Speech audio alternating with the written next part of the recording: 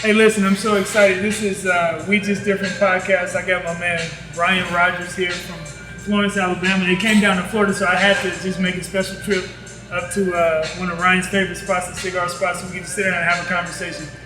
We Just Different. It's just a podcast. Just do everything possible to do everything possible. Just me interviewing some of my friends, talking about life, talking about some really cool things. And when my man Ryan said he was coming to South Florida, I had no choice but to see if he could get on the podcast with me, because he is by far one of the coolest people that I've ever met. I mean, some of the stories, I don't know what we're going to talk about. It's really unscripted at this point, but just one of the coolest guys I've ever met, man. So I just asked him, can he get on the podcast with me for a few minutes? So I hope you enjoy it, man. So when Ryan, you asked me, thanks for having me first off. This was kind of impromptu, and only you, being the nice guy you are, would be like, yes, I'm coming to see you. Let's do the podcast while you're down.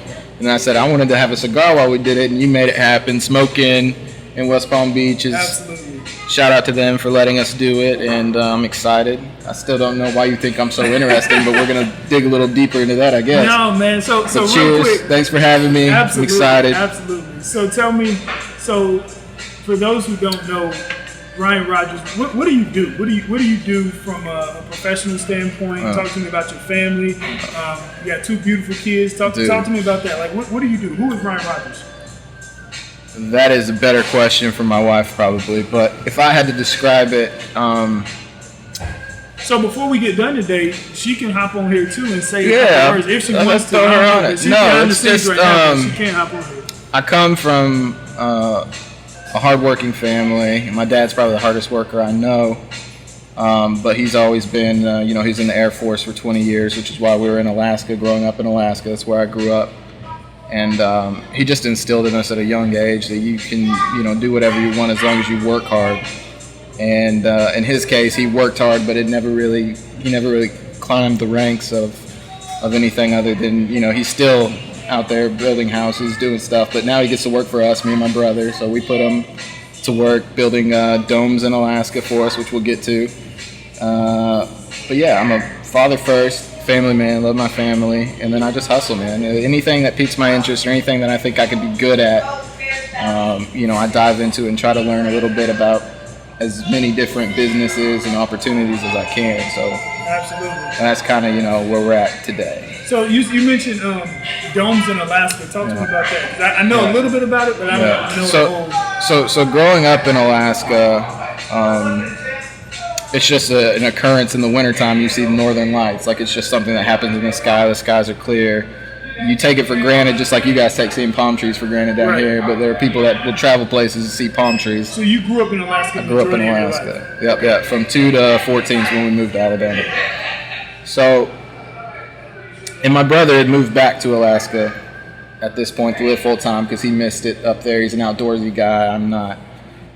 And he noticed that there's a shift happening in Alaska where there's a lot of Asian tourism going on, not a lot of places to stay.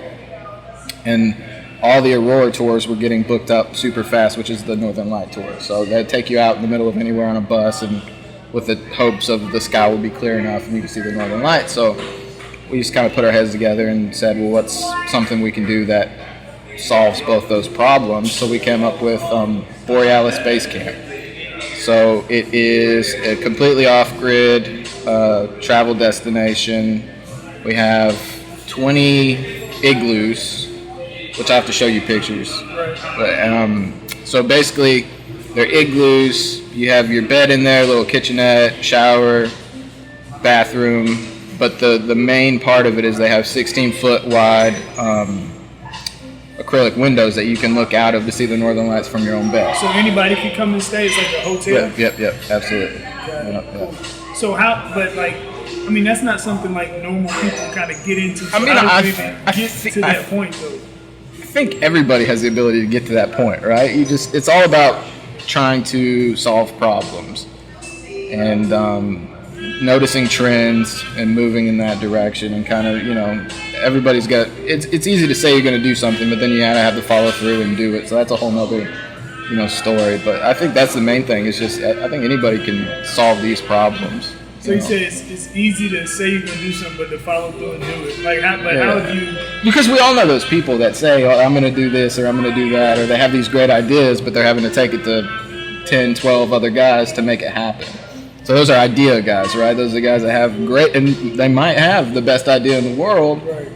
but they're unsure to bet on themselves, or they're not sure with a certain part of it that they might need help on, and they just never end up doing it. So out of you and your brother Jeremy, who's the executor? Like, who gets it done? Is it both of you? I think as far as execution goes, it's a little bit of both. I mean, he's a very, very smart guy, and I'm more of the personable relationship builder, connections guy. So he'll do a lot of the hard work behind the scenes, and then I'll, make the connections, grow relationships. Kind of like how we met with the suits. Gotcha. So that was my next question. So talk to me about.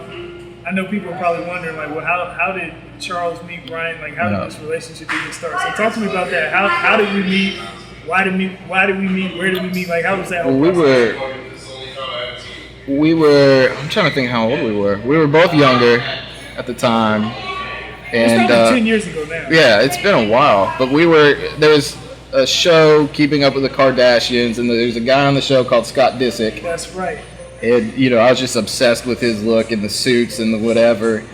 And so we looked up what brand of suit he wore, and it was, who were you working for at the time? I can't remember who it was. I know who it was, but I'm not going to say the name because they're not paying me, so I'm not going to say the name. So. That suit company. When this podcast blows up, I don't want them to come back and say, oh, so I don't want to be a part of that. So I'm not going to say that. But I know what you're talking about. That was the company, so he looked it up, and there was, I think the closest was Atlanta or whatever, right. So he called and made the connection. And I was in Atlanta. And you were in Atlanta. It's a 4-hour drive from where we are.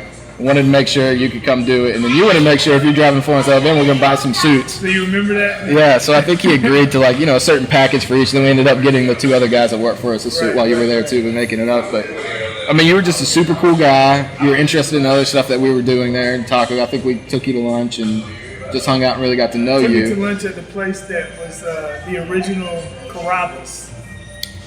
I'm not going to say the name on here because look, it was Carrabba's sending you a check. No, but yeah, we had Riccatoni's and it was amazing. And I think I got your number just because of the conversation we had at lunch, and you were super. I noticed you were paying attention to stuff and really taking inventory of everything that we talked about. And then I don't remember how much longer after that we got some more suits. We came up again. Well, and so the funny thing was, I mean, we met doing suits. You all bought some suits with great clients, but then it kind of turned into something more where when you were in Atlanta, you would reach out to me, or I think I came to, so we did suits together. I mean, you all were clients. I come up there for that. And then we started the art gallery. And then you started the art gallery. But before even the suits, the thing that really intrigued me, when I met you all, you and your brother you were telling me about these trips back and forth. You had just came from China, not too long before that. Yeah, China's kind of where it all. So if there was a beginning to me and my brother being business partners, and so talk to me about that. How did that happen? What was that? Because I know I heard the story, but I never really heard the full story. So my brother back in 2006, 2007, wanted to start a biodiesel plant. He had been reading about it. He was big into the science behind it. He understood that world. He thought that was the way the world is going then, and it still is now, towards renewable energy, renewable fuels. So, and like I said, our parents they're hardworking, but they're not wealthy. We can't come and hit them up for money to start something. So I remember at the time he had spent the last bit of money he had to go to Dallas to the biodiesel conference because he was going to go and find an investor to help him build the plant. This is in 2006. Yeah, this is 2006. So I'm 16. He's 3 years older than me, so he would have been 19 or 20 at the time. Wow. So he goes and he sits down at the conference next to a guy who was from Philadelphia who was looking to invest in a biodiesel plant. It didn't matter where it was. So it just so happened that, they ended up getting seated next to each other at this conference. They strike up conversation, and, 6 months, 7 months later, they're building the plant in Florence. So he was doing that while I was working in the mall, slinging shoes at Finish Line and hats at Lids. So I moved out at 16 because my parents lived 30 minutes away from town. So, and I was working at Chick-fil-A, my first ever job. So I would have to get up. My shift was 5 a.m. to 2. So to drive 30 minutes in the morning at 16, it was just easier to, with the money I was making, rent a house with a friend or something and save on the gas. Wait a minute. So you were working at Chick-fil-A full time at 16? Yeah, because I was homeschooled. They didn't have Okay, any. I was homeschooled. So I would go work 5 to 2, and then go back to the house, and I would already have listed. Yeah, do my school and then do whatever. So, and I lost track of where I was at, man. Let's go talking about China. We're trying to get to everything. So when he was Jeremy's 19, you're 16. 16. He does the plant off and on for 2 years. He's starting to gain momentum and do stuff. The problem in the biodiesel industry is the manufacturers aren't the people that make money. So it's if you control the feedstock, which is what you need in order to make your biodiesel. That could be used cooking oil, chicken fat. There's all kinds of weird combinations of stuff that could be used. The people that control the feedstock are the people that are making the money, and he slowly started to realize that. And so, I'm now getting older. I'm at 18. Yeah, right around 18. He's like, hey, I'm going to do a trading company. Do you want to, come work with me? And I said, yeah, let's see what we can do. I'll give it a couple months, and we'll figure something else out. So, and then they were always talking about solar energy was going to be the next thing that they're going to dive into rather than. But you all having these conversations at 18 and now 21 years old, right? Yeah, because the important thing, and I'm glad you said that because it's a perfect stopping point for it. What made me decide that I had to hustle was when we first moved to Alabama in 2004, when my dad retired from the Air Force. I remember him trying to get jobs at places, and one of the first questions people were asking was like, well, who's your family? Who are your parents? And blah, blah, blah. It was a big, that was the system. Everybody wanted to know what family you came from or whatever, and he couldn't get work. And I just, at that time, at 14, I realized, okay, this is how the world works. I want to make sure my kids never get asked that question, that I go and do something where it's, oh, I know who his dad is or whatever. So, yeah, we're having those conversations at 18 and 19, and for me, it was because of, the things I had seen happen with my parents and whatever. So it was very important to me to try and do something, you know what I mean? Not knowing what it was. So we're talking about solar and solar hot water heaters in general, not so much the solar panels. Because at the time, solar hot water heaters were a big thing in South America and some other places in the world. So I had found a company in China that had a good reputation throughout the world, and I found one of their contacts on Skype, or one of their main office guy through Skype. So the time difference, I was up at 3 a.m., 4 a.m. on Skype just chatting with them, trying to figure out if they would let our company be the distributors for North America. We finally got to terms on what that looks like, but they needed us to come to China and meet them and see the factory. That was a big thing for them, right, as it should have been. So, I think me and my brother sat down, and the trip was going to be, right around $5,000 to get over to China to go meet with these guys. Everything it was like a 10-day long trip. I just remember thinking, how are we going to get this $5,000 to do this?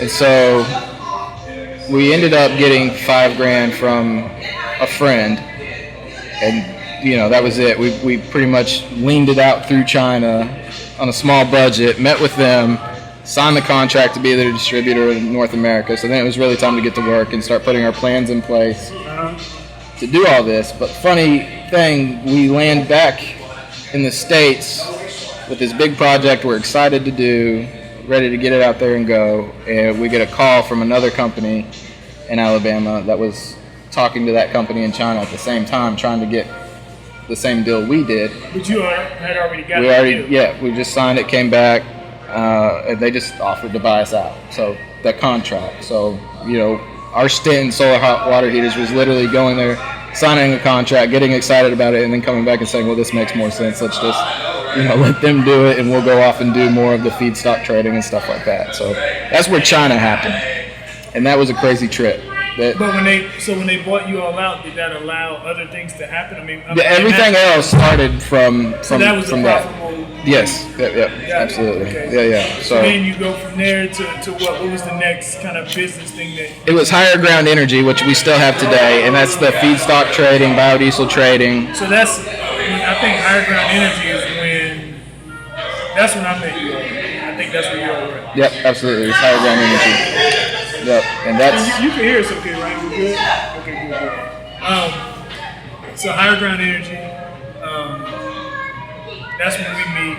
So after that, kind of talk to me about that. Because I'll tell you, what really started intriguing me as we're meeting and we're talking about suits and we're talking about different things, you were one of the first people that I ever met that knew who Peter Lick was. I know this is crazy, right? We're sitting down talking about suits, and then Peter Lick comes up. Shout out to Peter Lick. One day he might be on the show. I don't know. Is Peter Lick? He's still around, right? He's He'll be on the show. So I don't know. One day he'll be on here, hopefully. But Peter Lick, phenomenal panoramic photographer. Yeah, absolutely. And so this was one of the first people that I had ever met that even knew who this was. So when you said Peter Lick's name, I was like, wow, this guy, we're kindred spirits, and he doesn't even know it. Yeah, it's it's like cigars too. It's the different things. I would say probably 90% of my connections I've met through cigars. Like, cigars is a great equalizer in my mind. It doesn't matter how rich you are, how poor you are. It's an affordable luxury that, I've seen time in, time out when I go to cigar bars. It's just all walks of life, enjoy it, get together, have conversations, which is why it was important for me to do this with you, because, if I'm having a conversation, if we're reminiscing and stuff, like, cigars is the perfect gateway into that for me. So, cigars, art, all that kind of stuff, and that was just what struck a chord with you, was the art and knowing that, and it's I've lost myself. I keep going into that the whole no worries. So Higher Ground Energy, and then from there we're doing suits. You're a client. It becomes more. We become friends. We start just communicating, and then the art. So talk to me about because after that, you all end up purchasing the building and having an art gallery upstairs. Is that correct? Yep. We had the building before. We were working out of the bottom. Now that's the same building that Higher Ground Energy is. Yes. Yeah. So we were on the bottom, but we had 4,000 square feet upstairs, and we were trying to figure out, what to do with it. Something cool to do for the city we lived in. So that's when we landed on an art gallery, because me and my wife have a crazy godfather named Tommy Mathis. And I know Tommy. Tommy. I know you do. He's well known in the area, and he's well known for his art. And he used to have an art gallery back in the day. So we were telling him, I floated him the idea, and he just got him excited about painting again. He actually taught my wife how to paint, and so it was just something to get him excited and do something cool for the city that didn't really have that aspect of it. Try to bring something that you don't see every day in the South, give it that New York-y type vibe, and it came together, really quick. We were able to get artists like Tariq Mix from South Carolina. I can't remember the guy from Atlanta's name. Do you remember his name? No, he's from Charleston. Ford Smith. We had some really big names, and we had some people from Italy send stuff, and just really all over with a mix with the local artists and stuff. So we did that as long as we could, and it was fun. But that also allowed me to make new connections in a new business in a different area that I never thought I would go. But my love for art grew from Tommy to my wife to having the gallery, and then appreciating art and different artists. From King Saladin, who's a big time guy in New York City. When you first met him, because I remember you told me about him originally, he wasn't who people know he is today. No, I knew he was going to be who he is today. I could tell from his art and his hustle. He was kind of like this. It was never an option for him not to get where he was going. But that almost happened. I don't want to say it happened overnight, because nothing really happens overnight. It happened quick. No, he had years and years and years. You told me about him with the little. Was it Bears? The Bears, yeah, the Money Bears. And there was they were kind of colorful and they had all this stuff, and you told me about it, and then all of a sudden I'm super drawn to the street art stuff, like Alec Monopoly, King Saladin, Tobal. There's a lot of guys out there that have just it's something about the bright colors, and I've always liked graffiti. Just the skill that those guys have to be able to do that is unbelievable. So when you mix that into fine art, I just think it's one of the coolest things ever. So that's what drew me to these guys. And I'd reached out to him. I don't think he ever got to the point of shipping something to our gallery for us to have, but that's how I'd met him, was through the gallery, and we became friends. Still have never met the guy in person, but we talk all the time. And when I see him, he blew up. He partnered with some guys up there in New York, and it was like 2 weeks later he's on another level. So did you meet Tommy through art as well, or you already knew Tommy? I met Tommy through cigars. So he was in the local cigar shop. He just walks in, or we walk in, and he was sitting there. Same cigar shop that I've been to? Yeah. And he's just sitting there playing dominoes. Sitting there playing dominoes, and we introduce ourselves to him. He's just this loud. I'll have to send you a picture, and at this point in the podcast, just put it up in the corner so you can see Tommy. It's important that you see what we're talking about.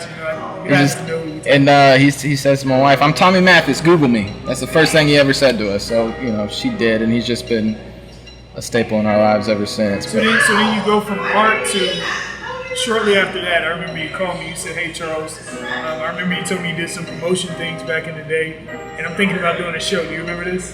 And you tried to do a show, it didn't work out how you wanted it. There's a guy from Atlanta came over, and it was really bad weather at a college. You don't remember this? I remember, yeah. Are you talking about Ludacris? The promotional thing? Yeah. So how did you go from...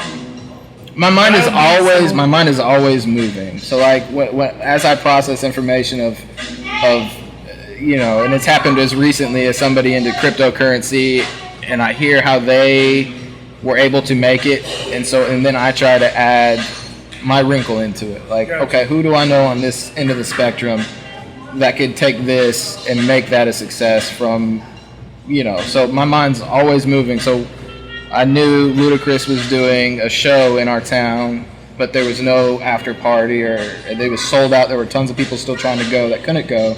So my mind went to, okay, let's do, an after party. And I had a connection in Atlanta at the time. It was Jermaine Dupri's father, who could make it happen, could at least get... Where'd you meet him?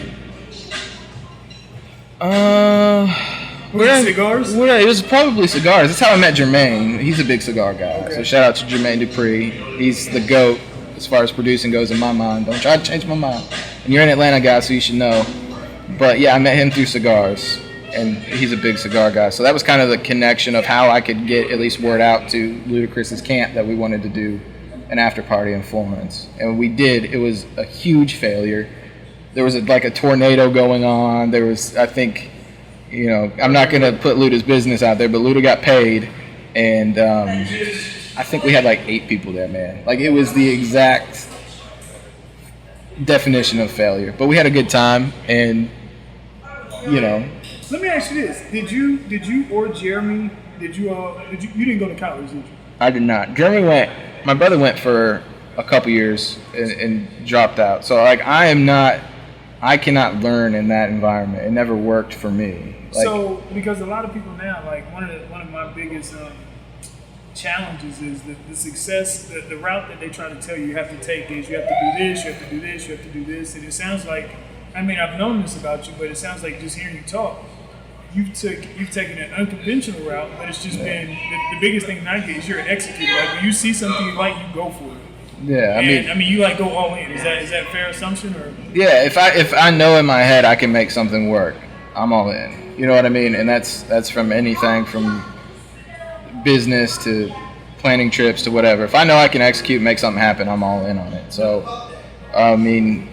I couldn't learn in that environment. Classrooms, I couldn't do it. I was homeschooled, as I said earlier, so I could kind of learn. I was learning in that environment, but everything that I know today is from experience, real world scenarios, business my first meeting ever was at 18 in China, and we were meeting with the governor of Rugao City to talk about doing a biodiesel plant there.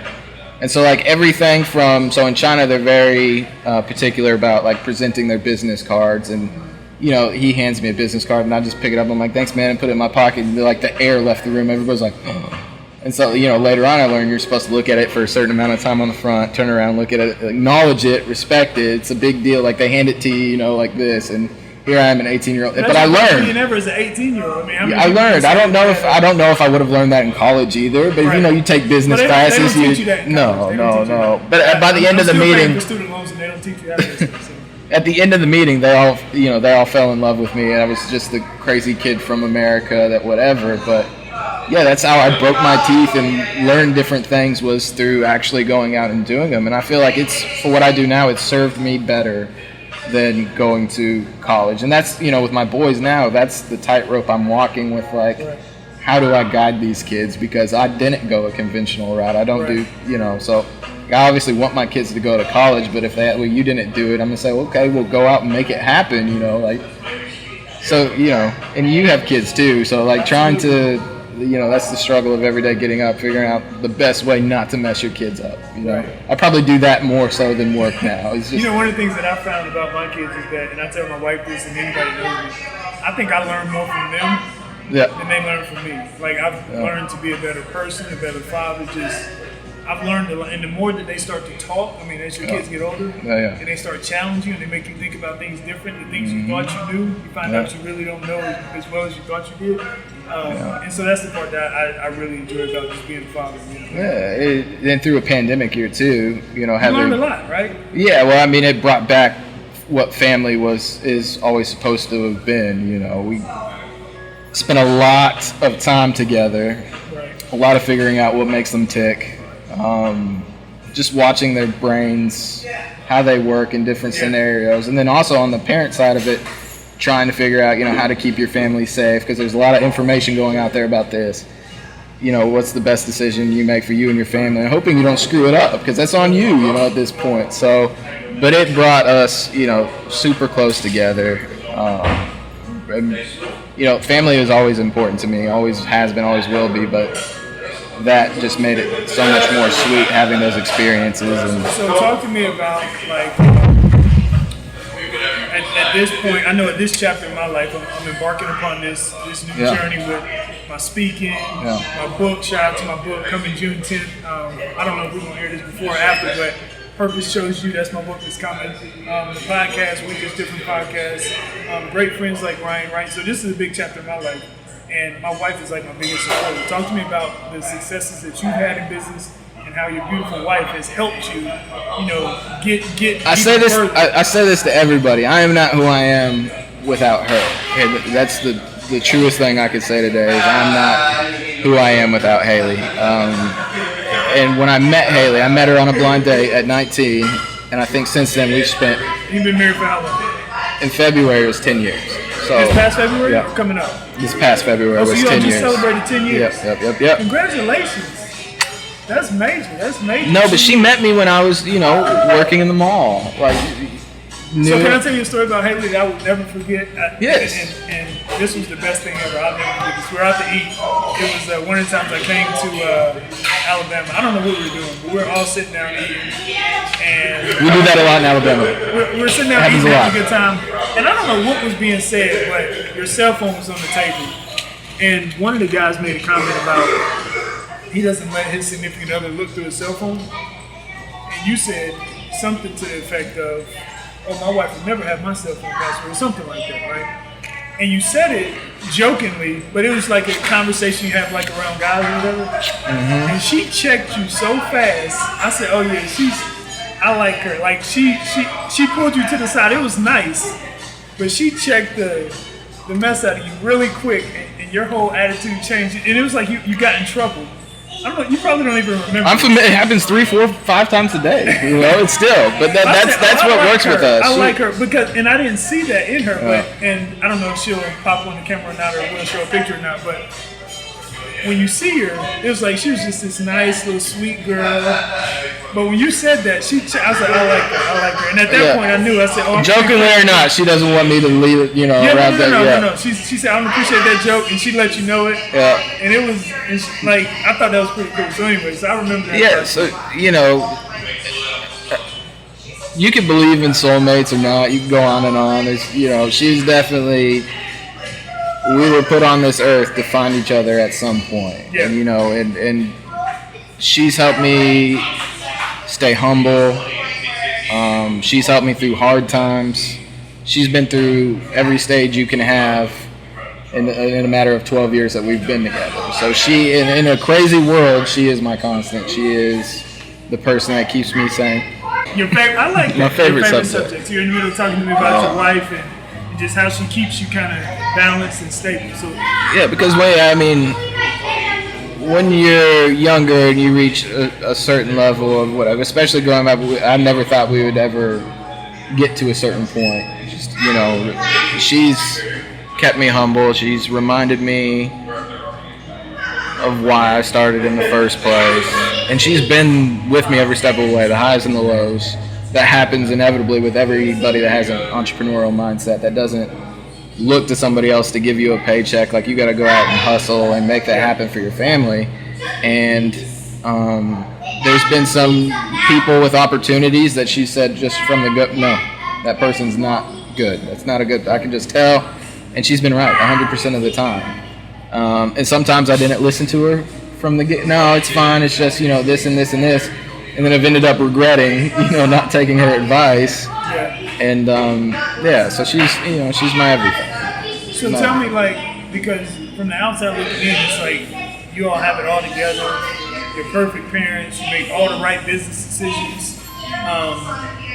Over the past 10 years, whether it's your marriage, whether it's your family, whether it's business, what have you learned? Would you do anything different, or would you still do the same, or there's lots of things, and as far as business goes, there's lots of things as far as just doing more due diligence on stuff that I learned at a younger age. We've had to sue a couple companies. I think we're 3-0, by the way. We haven't lost. nice? So, as far as paying more attention to red flags and doing more due diligence on stuff, those are things in the past that I would change. As far as being a father, as well as I do, there's probably 8 or 10 things we do throughout a day. We probably go back and do different. Kids at a young age letting you get frustrated. You just got to breathe and realize it's kids. This is the best way to go about something. And in marriage, it's easier said than done, but I think it's important not to go to bed mad at each other. You know what I mean? And I can't tell you how many times we go to bed mad at each other, but that's the main thing that I got to work on, and I do different. So what's next? You have a lot going on. Yeah.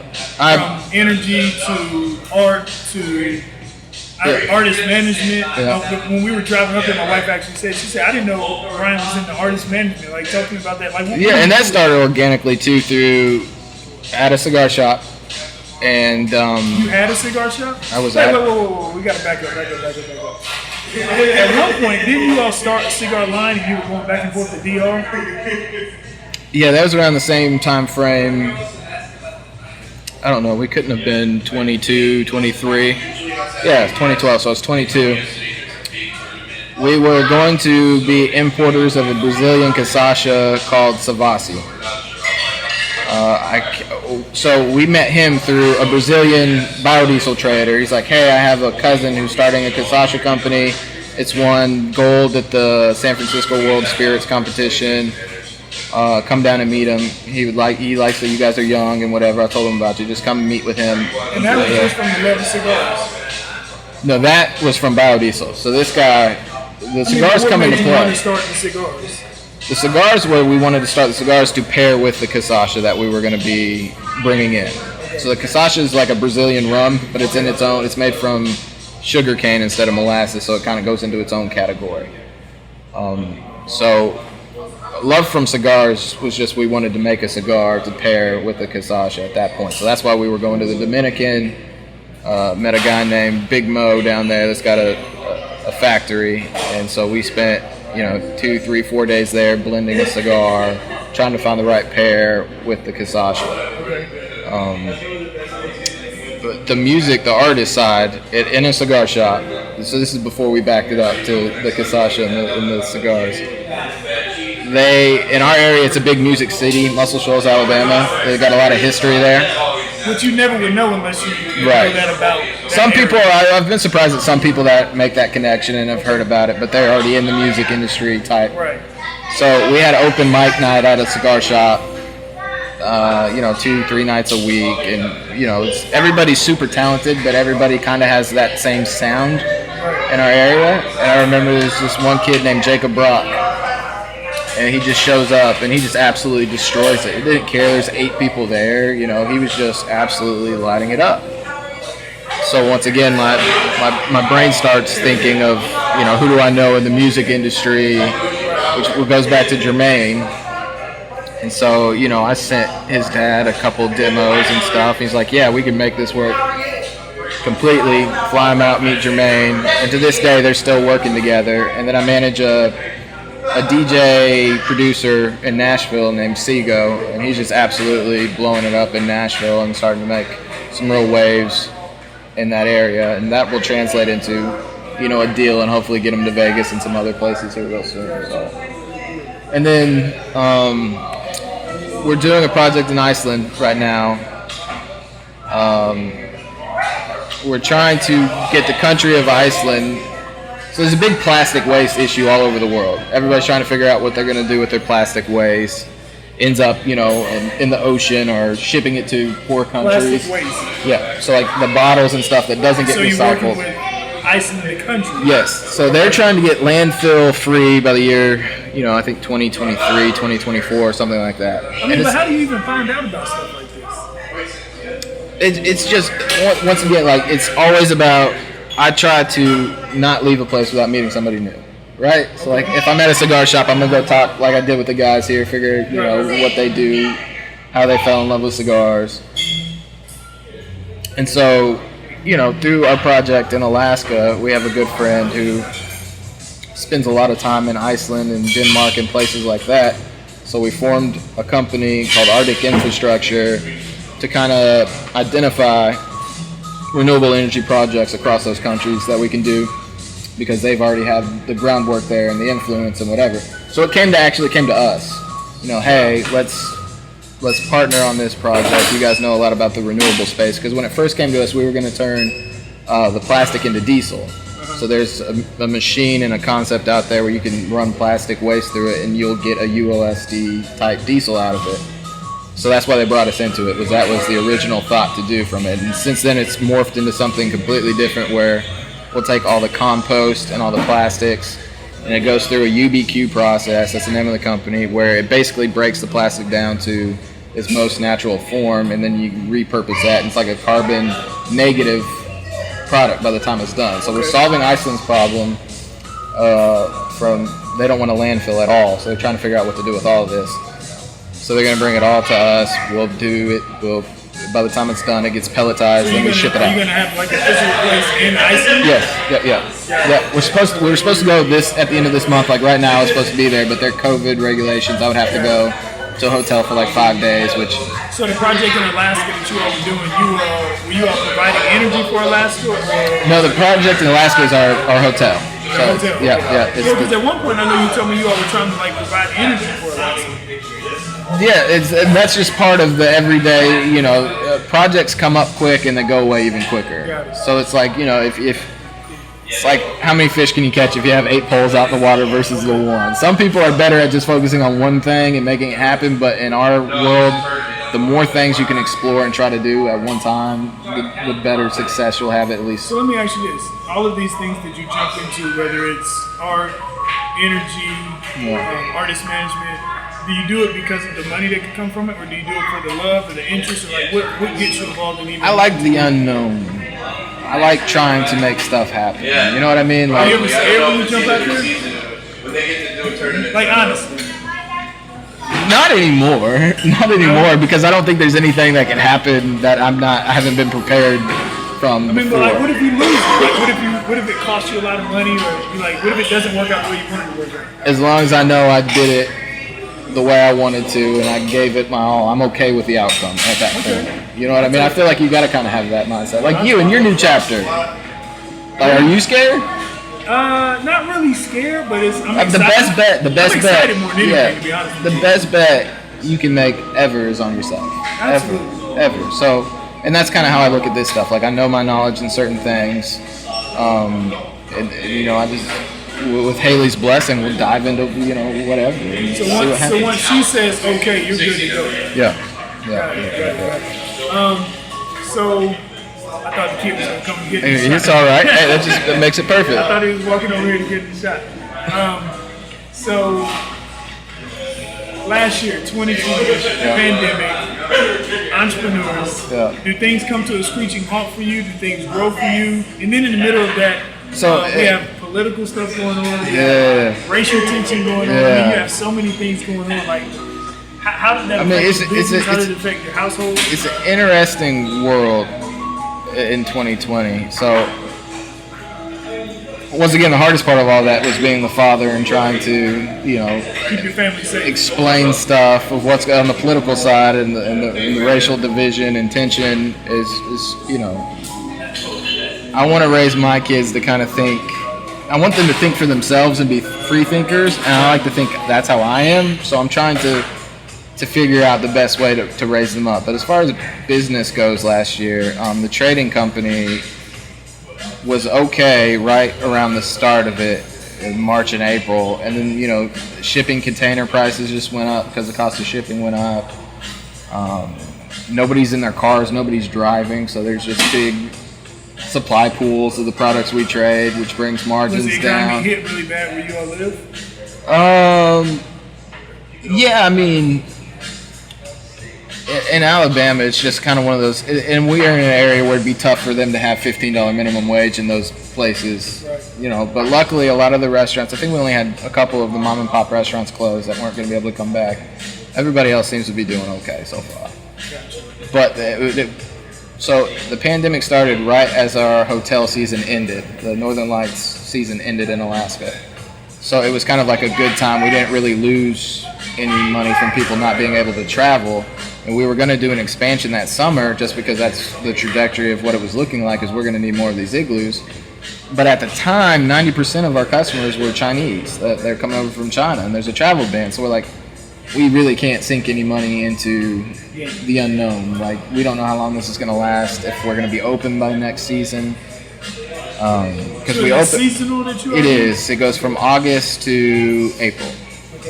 Because otherwise it's daylight all the time. You have no chance of seeing the Northern Lights. So that's our thing. So, but August came around and we were completely booked in August, and September came and it followed, and we hired a really good marketing firm, and we had the best season we've ever had this year with all the uncertainty and the travel restrictions and stuff. So we're kind of kicking ourselves. We should have just believed in it and built more anyways, which we are now. We're building some more now that the season's over. But yeah, making any kind of decision in that year was super tough. And, you know, but luckily we came out and everybody's good and the businesses are doing great. And, you know. How many igloos are there now? There's 20 now, going to 25. How much land is that? We have quite a bit. I think just the section we have right there in the Borealis forest is like 25 acres, but we have access. Yes. Yeah. And you're looking to buy more and build more there? Yeah, we're looking to grow there. We have enough room to do, so our plans are to do another 5 would put us at 25. And then I think we're done with the igloos. Next summer we're going to do an actual build of a standalone hotel with 30 rooms or so in it, and a restaurant and a bar. So we could do a package. You can come stay 2 nights in the igloo, 2 nights in the hotel. We'll still do the hotel pretty modern looking with big open windows, so you can still, you know, you have the Northern Lights view if they show up. I think it would just look cooler than having, 100 of these igloos out there. People get lost. They all look the same. All the igloos are white. You're surrounded by snow. You don't know which igloo is what. So that's the overall plan there, is to grow it that way. Have, a few more igloos and then a standalone hotel. So that's the next steps there. If you could tell yourself something like at the 16-year-old Ryan when you were working at Chick-fil-A and at the mall and trying to figure it out, going back now, 15, 16 years, what would you tell yourself? Be patient. be patient. That's a lesson I had to learn throughout a lot of this stuff. Is waiting on stuff and trying to change the outcomes of stuff that was never in your control anyways. Just kind of let stuff happen as they're supposed to happen. Keep going out there and meeting people, making connections. I wasn't as good at that at 16 as I could have been, just meeting new people.